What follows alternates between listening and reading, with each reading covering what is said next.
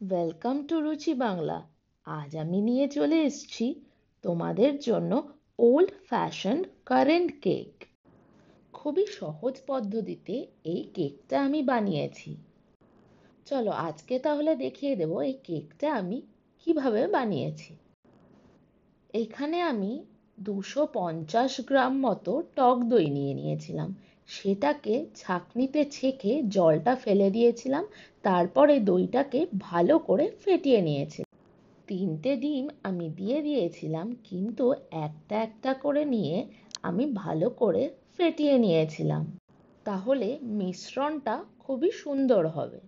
তারপরে 1 চামচ আমি সুগার পাউডার ঢেলে দিয়েছিলাম, সাথে দিয়েছিলাম দারচিনি গুঁড়ো 1 চিমটি পরিমাণে।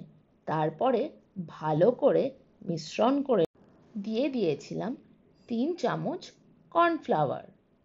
ভালো করে একসাথে ফেটিয়ে নিয়ে তারপরে দিয়ে দিয়েছিলাম একটুখানি চকলেট সিরাপ, সাথে দিয়েছিলাম 1 চামচ ভ্যানিলা এসেন্স, দিয়েছিলাম একটা ভেঙে বাদাম চিক্কি।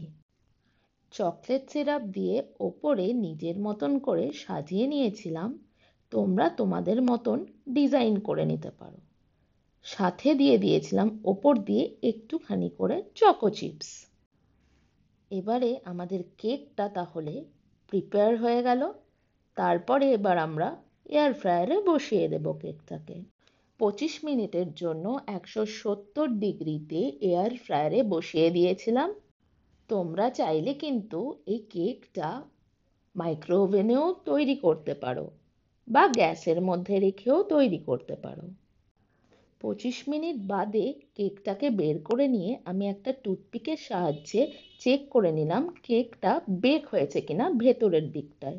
তারপরে আমি 160 ডিগ্রিতে আরও 15 মিনিটের জন্য কেকটাকে এয়ার ফ্রায়ারে বসিয়ে দিয়েছিলাম। ব্যাস, আমাদের old fashion current cake ready হয়ে গেল। খেতে দুর্দান্ত হয়েছিল। এরকমই ভিডিও দেখতে হলে রুচি বাংলাকে সাবস্ক্রাইব করো আর কমেন্ট করে জানাও তোমরা কে কোথা থেকে দেখছো। টিল দেন টাটা, ভালো থেকো, সুস্থ থেকো।